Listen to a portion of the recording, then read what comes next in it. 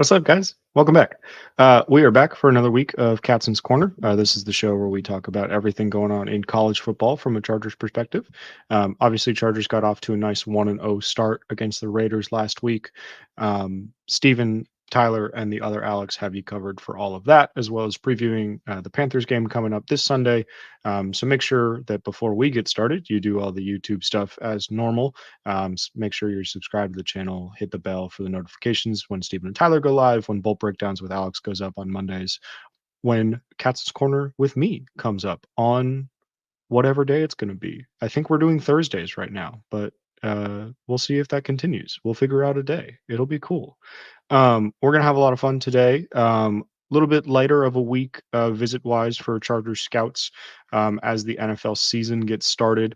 And so a little bit less to talk about this week than we had last week, where we were just going review the whole week without much forward looking stuff. We'll do a little bit of that this week instead. Because the Chargers only went to 2 games this week, and then also we caught that they went to another game that was last week, the Sunday night game between USC and LSU at Allegiant Stadium in Las Vegas. Shout out to friend of the show, Thomas Martinez at Bolts Draft Talk on Twitter, who found that one a couple days after it happened, after we did our show last week. So we'll talk about that one as well. But the Chargers this week, the only ones that at least were made public appearance-wise were North Carolina State versus Tennessee, which Tennessee won pretty handily, and then Michigan, Texas, which was the big game of the week. There were 15 teams there. College Game Day was there. That was the big one. Texas won that game pretty handily as well. So not a lot of close games happening when Charger scouts were in attendance. USC LSU was a barn burner though, so that was a good one to be at. But we will start with North Carolina State, Tennessee. Tennessee has receiver Bru McCoy, who California sort of area Chargers fans may know as the guy that went to USC and then transferred to Texas and then came back to USC before ultimately transferring to Tennessee, where he is now in his 6th year of college after quite a winding road. Had a pretty bad ankle injury at the end of last year that kept him out for about half the season, if I remember right. But he is back for Tennessee. He's their number 1 guy this year, 6'3", 230. Prototypical X receiver. He's not going to blow you away with speed or anything. He's probably going to run in like the 4.5 range, I would say. But he works his butt off as a blocker. And as we saw in the Raiders game this week, that is going to be a big emphasis for Chargers receivers. Obviously, the increased physicality kind of led to that fight breaking out in the Raiders game, which I will refrain from commenting on publicly. But just know that I am in support of our boys. North Carolina State's got a defensive lineman, Davin Van, who's kind of a tweener sort of guy. Remember that the Chargers signed 2 North Carolina State defenders as UDFAs this year. Robert Kennedy, the slot corner, as well as Savion Jackson, the defensive lineman. And the scouting staff has remained pretty much the same from last year, even with all of the other changes going on with Jim Harbaugh coming in on the coaching staff and reforming that side. Joe Ortiz kind of reforming the upper echelon of the front office. A lot of the scouting staff has remained the same, though. And so all of those guys are going to be familiar with Van from last year. Even the guys that Ortiz brought from Baltimore or from the Jets or something like that, they're going to be familiar with him from last year from doing their own scouting work. He is going to be a huge culture guy. He's on the Feldman's Freaks list. He was a big-time heavyweight wrestler in high school, won a state championship, big-time discus thrower in high school, had the 3rd longest discus throw of the year when he was a senior in high school in all of the country. So big-time athlete, just is kind of like a weird position fit. Probably is going to end up being more of a 5 tech in the NFL, just because he doesn't really have the explosiveness off the edge that you're looking for from an NFL player. But is someone that kind of like, think about like sort of like the Morgan Fox role in the Chargers defense. Someone who could potentially play that. And again, like he's going to ace interviews and stuff like that. And so he's going to be someone that, like, especially for a Jim Harbaugh led team with this sort of culture change and everything, like he is going to be someone that like they are going to want to bring in for that reason. Tennessee center Cooper Mays. I know that especially after that week one game, a lot of people may be looking for, potential future answers at center. I had Steven loop me into a thread where someone was asking him about, is this a good center class? It looks like we're going to need to draft one this year. And the answer is, it's not looking very good. I think that if you wanted to draft a center, the year to do it was last year. Last year's center class was phenomenal. Obviously, the Chargers went in a different direction. So far, it looks like it's working out for them. So no harm, no foul there. But Mays is someone that they might have their eye on. Going to be a later round guy. Not like a huge prospect or anything like that. He does have a brother who plays in the NFL. His brother Cade was on the Panthers for a few years. He's on the Giants practice squad now. Cooper is probably only going to be a center in the NFL. He's a little bit light to play guard, a little bit small. He's like 6'3", 310, which I know sounds big, but for an offensive lineman is a little bit on the smaller side. But he has a lot of experience in Tennessee's up-tempo offense, which is, kind of a unique skill set for prospects coming out. Obviously, Tennessee's offense in general is fairly unique. And so the way that he's able to kind of manage the game as they're moving at that speed is kind of a testament to his football IQ. And so he's going to be someone that will stick around on like a practice squad or something like that for a decent while, just because of like what he brings like in the team meeting room during the week. And then moving back to North Carolina State, tackle Anthony Belton, who I think we talked about on the show last year, even briefly thought that he was going to come out last year, ends up coming back for another year. He's the guy that replaced Ike Ekwonu at left tackle for North Carolina State. Obviously, the Chargers are going to see Ekwonu this week on the Panthers. Belton is a great run blocker. He's going to be that's going to be his calling card when he comes into the NFL. Still a little bit of a work in progress as a pass blocker. He's gotten a lot better over the last 2 seasons. But I think the big thing for him, at least from a Chargers perspective, is do you think that you're going to be able to move a guy like that inside? Great run blocker, kind of a work in progress as a pass blocker. He's 6'6". He has the size to be a tackle in the NFL, but we already see that like the Chargers have moved Trey Pipkins inside. They've been comfortable moving Joe Alt to the right side. Like they're comfortable with moving guys around.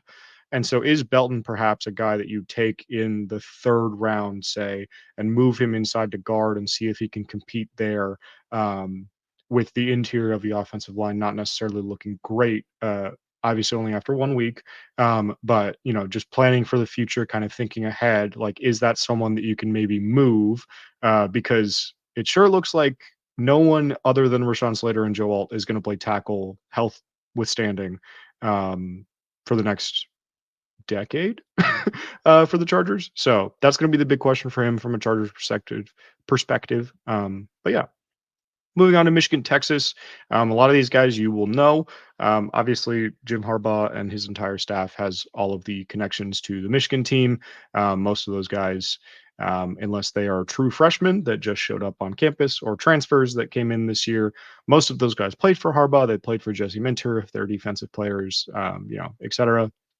Colston Loveland is going to be the big one here. Pretty early runaway favorite for tight end 1. He is going to be a 1st-round pick probably, which is pretty rare for a tight end, but also kind of works in the Chargers' favor in the sense that if this team is good, which it looks like they might be, or at least good enough that they won't be picking in like the top 10, top 15 maybe, then Loveland is sort of more in their range as a player that they can target. The versatility with him is going to be the calling card. Obviously, like, is a great receiver. He's a great blocker. Like, basically fits the mold that the Chargers want to run on offense to a T, which shouldn't be a surprise because it's the same mold that they ran at Michigan last year. And so, he's going to be the one that like a lot of people are going to have circled. Obviously, the future of the tight end position, not super set in stone in LA. Will Dissly can easily become a tight end 2 and one of the better tight end 2s in the league, rather than being your primary option. And so Loveland is going to be someone that you're going to hear a lot of his name, especially connected to the Chargers over the next few months. But he is kind of the prime guy, at least on offense for Michigan this year. Texas has a tight end as well, Gunnar Helm, who's kind of broken out this season, broke out especially in this game against Michigan. He had, I think, 8 catches for 92 yards, if I remember right, which led Texas in the game, were career highs for him. Um, he has basically just waited his turn behind Jatavion Sanders and whoever else Texas has had over the last couple of years. And a lot of people around the program thought that Amari Niblack, who transferred in from Alabama, was going to be the starter at tight end for Texas. And Helm went into spring, went into fall, and won that job primarily because he is a great blocker. He's a really good blocking tight end. And you can go back and you can watch Texas last year when they had Sanders and they used Helm as the second tight end with Sanders primarily playing a receiving role, and Helm was a great blocker last season too. And so now he's developing as a receiver. He's becoming like more and more of an option for Quinn Ewers in that offense. If he continues to show those receiving chops, like he could be someone that rises up draft boards fairly quickly, like we saw with a guy like Tip Ryman last year, who we were talking about as like a potential Chargers like 6th round pick in January even, and ends up being a 3rd round pick this April. Um, Michigan also has defensive tackle Kenneth Grant. Obviously, the big name on the defensive line is Mason Graham. They've also got Will Johnson at corner. I left those guys out this week just because, realistically speaking, they're not going to be on the Chargers next year, probably. Will Johnson is going to be a top 10 pick. Mason Graham is going to be a top 10 pick. The Chargers don't look like they're going to be bad enough to have a top 10 pick, at least based on week one, based on the preseason and everything else. We are not expecting the Chargers to be that bad of a team, especially with some of the teams that we've seen elsewhere around the league. Like the Giants look like they're going to be terrible again. The Panthers look like they're going to be really bad. The Raiders look not very good. The Broncos look pretty bad. Like, there's a lot of teams in the league that look worse than the Chargers right now. And so I think it's just not realistic to expect that those guys are going to be available. And so I'm not going to spend as much time this season talking about them because ultimately the goal of the show is to talk about guys who might be in powder blue next year. Um, Grant is certainly one of those guys because even though he plays next to Graham and he can kind of get overshadowed sometimes, he is also a 1st round talent in his own right. I would say he's probably closer to like right on the border between 1st and 2nd round. That's kind of where everyone has had him over the last few months as people have wrapped up like summer scouting and stuff. He's going to be mostly a 3 tech, but he is a freak. He was actually on the freaks list. Bruce Feldman's annual list of like the best athletes in college football reportedly ran a sub 540 at 360 pounds, which is ridiculous. I don't think that that's really ever happened. And he's just an absolute monster in the run game. Like if you take Puna Ford's game against the Raiders on Sunday and you make that into every game, you get Kenneth Grant basically. He is phenomenal. And again, if the Chargers are going to be picking more towards the back half of the 1st round, maybe they move up into the early 2nd round or something if he falls a little bit. I think that's kind of going to be the range for him. And so I think that the Chargers are probably going to be right on the cusp of like the beginning of that range. And he is fantastic. Texas corner Jahdae Barron is also fantastic. He is also a perfect fit for the Chargers defense because he has played over 350 snaps in his career in the slot, as a box safety, and at outside corner. He can play wherever you want him to play. Um, and that's what Jesse Minter wants. We've seen that that's what Jesse Minter wants. He traded for Elijah Molden, who can play safety and corner. He's moving Derwin James around the formation. He's moving, all of these players around the formation like this. This is exactly the type of player that he wants. We talked about this last week with Malachi Starks as well from Georgia. This is the exact sort of player that fits in this defense. And Barron was targeted 5 times against Michigan, gave up 3 catches for 18 yards. Uh, that is going to play, especially when you think about the familiarity that this team has with Michigan, and knowing that the level of talent that they have on offense.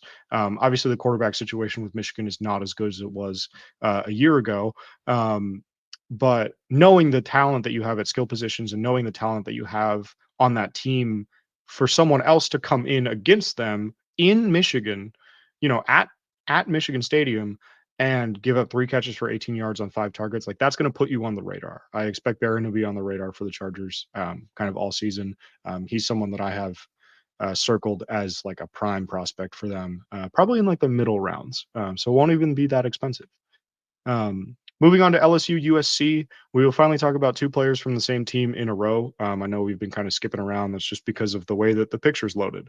Um, Kyren Lacy is the big one for LSU. He had a huge game in this USC game. If you guys didn't get a chance to catch it, again, this is not from last week, but 2 weeks ago on Sunday, the week before NFL started. That game in Allegiant Stadium between the two of them. But Lacy had a huge game as the number one wide receiver with CJ Daniels out. Um, and, he got undrafted grades coming into the season, and I don't really understand why because he's very good. He's so good. There's going to be a little bit of, I don't want to say character flags that are going to come up, but there's going to be a little bit of maybe a maturity thing. There's going to be, like interviews are going to be important for him. He had the penalty against USC after he scored the touchdown where he had the celebration where he mimed like he was pointing the gun at the USC corner, and then, he gets flagged for it and they catch him on the sideline, like imitating the celebration, showing his teammates what he was doing. Like that's going to bring up questions and stuff. Obviously, that's not something that you can do. And so, we'll have to kind of monitor that as the season goes on. But he looks like he might emerge as the legitimate number one option for LSU this season. And I'm really excited to see how that kind of plays out. Garrett Nussmeier looked really good in this game too at quarterback for LSU. And so if that connection kind of holds throughout the season, I think that offense has a chance to be really good. Savion Jones on the other side, the edge rusher for LSU. He's kind of the top edge rusher this year for the Tigers. LSU has cranked out a lot of edge rushers into the NFL over the last few years. Obviously, Harold Perkins is a big name for the Tigers defense as well. He's playing more off-ball linebacker this year. I didn't include him this time just because I'm not really sure where he's going to play yet. And so I want to go back and watch a little bit more of him to kind of get a better idea of like what is he going to do. But another guy where like the versatility, like you would expect that he's probably a Chargers fit. But Jones was phenomenal in this USC game. He had 6 pressures and 2 sacks against the USC offensive line, which granted, it's the USC offensive line. And so I do want to see him do that, hold that pace kind of throughout the season. Maybe not 6 pressures and 2 sacks every game, right? But like get 2, 3, 4 pressures a game, affect the offense's ability to stay on track. Like you're looking for that level of consistency to stay the same. And I think that he could be someone that really rises up boards if he does do that. On the USC side, guard Emmanuel Pregnon, he transferred in from Wyoming before the 2023 season, started all 13 games at left guard, I believe, for the USC team with Caleb Williams on it last year. I think that he's probably USC's best offensive lineman, which again is not saying a ton necessarily. Jonah Monheim was also pretty good for USC last season and coming into this season as well. But Pregnon, he's got 6-round grades, spring wise. Only allowed 1 pressure against LSU, which again we just talked about. Jones had 6 pressures, so to only allow 1, and if you go back and watch that game with Miller Moss under pressure that much, to only be credited with 1 pressure allowed for all of that means that you did a pretty good job on an island while the rest of your team was struggling. So excited to see how he kind of maintains that form throughout the rest of the season. Had a really good game against Utah State last week as well. No pressures allowed there. So he's off to a good start to the year. Again, with the interior for the Chargers not looking necessarily super great, interested to see if they, take a look in their backyard there and kind of say like, oh, look, there's this guy sitting right here. Kind of by the same token, running back Woody Marks, given name Jaquavius Marks, which you might know from Mississippi State when he went by that. They call him Woody because he loves Toy Story. Apparently, that's what the broadcast said during this game. But he had a big game, had the game-winning touchdown against LSU. And he is a great receiving back. Didn't necessarily get to show a ton of that in this LSU game, but he has a lot of that on tape from Mississippi State because that's a lot of what the offense was, and that style of player is going to be more and more and more in vogue in the NFL as things kind of continue down the trajectory that we're going down. Your running backs have to be able to catch the ball these days. And for the Chargers, like J.K. Dobbins is kind of the only one that can do that. We haven't seen much of Hassan Haskins yet. Ostensibly, he can do that. Kamani Vidal can do a little bit of that, but it's not like his calling card either. And so, if you are looking to add a receiving back, especially if J.K. Dobbins is going to continue to look this way as a runner, you kind of want to take a little bit off his plate as a receiver, maybe. I think that Marks will be someone that they'll kind of have their eye on throughout the rest of the season as well. Moving on to the previews for next week, which I guess is this week by the time you guys will be seeing this. It's just in a couple days now. Boston College, Missouri is kind of a surprising ranked matchup this week. Boston College is up to number 24 after a strong start to the season. Thomas Castellanos, their quarterback, has been playing really well. But Donovan Ezaraku has been fantastic for Boston College. He had 8.5 sacks and 14.5 tackles for loss last season. He was fourth in the ACC in sacks. No one was really talking about him as a prospect, though, coming into this season. And he has gotten off to a super hot start this year. Has looked like one of the best pass rushers in the country. Was voted a captain for the second time in a row, which is going to be something that the Chargers look at. A lot of teams look at team captains, especially team captains that play this well when they're doing sort of draft prep. Again, a culture guy. I'm really excited to see how he does against Missouri's offensive line. Missouri's brought in a couple transfers on that line. The tackle duo is pretty decent, probably two like UDFA level guys. And so excited to see how Ezaraku does against those guys. And then on the other side, I mean, Luther Burden is just so sick. He's so sick, dude. Like, if you think that Travis Hunter is primarily going to be a corner in the NFL, Luther Burden is probably wide receiver one, like with a bullet. I know Tedero McMillan has had a good start to the season as well, and he's fantastic. I think both of them are going to be top 10, top 15 picks. But Burden after the catch is just a different beast. And honestly, even if you do think that Hunter is going to play receiver at the next level, I think that Burden still has an argument to be up there. I think that he still is like he's going to be a top 10 to 15 pick. Like I said, like he's awesome. If you can, like, you just should catch as much of him as you can because he rocks. He's so cool. Texas A&M at Florida, kind of two power conference teams that have already disappointed, which is very typical of those two programs in particular. Sorry to any of you that are fans of those two programs, but that has been true historically over the last few years. So, but still some good prospects in this one. Trey Watson, the tight end for Texas A&M, transferred in from Fresno State. Kind of a lengthy transfer saga. Just kind of bouncing around looking for somewhere to go. Originally was I think actually committed to Washington before the staff left, and then decided to go to Texas A&M instead. But he got fifth round grades in the spring. He's kind of gotten off to a slow start of the season. Hasn't really developed that chemistry with Connor Weigman yet. But against Florida, he'll have a good opportunity to do that because Florida is not very good. One of their only good players, actually, is Montreal Johnson, the running back for them, who had over 100 yards against Miami. Kind of the lone bright spot for that offense. This running back class is loaded, but Johnson, I think, is going to be one of those sort of potential gem guys, I should say. Kind of later on in the draft, I think he'll be more of like a fifth, sixth round guy. And he has NFL burst, he has NFL vision. He's just going to get pushed down in a very, very good class. And so, if he performs that way against Texas A&M, it's still a power conference team. Texas A&M's defensive line is still very good. And so if he performs well, like that's definitely going to be something to note.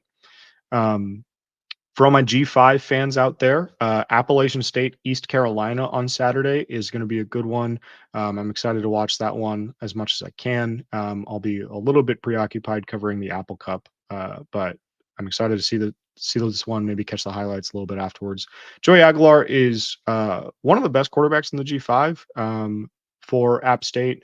I think that he is going to be a UDFA just because he's a G5 quarterback who kind of has a funky play style. I wouldn't say he's necessarily like the most pro-ready quarterback in the draft or anything, but he is super sharp. App State asks him to do a lot. And as a UDFA, I think that he's someone that like the Chargers could potentially bring in just to see if he's a long-term backup option.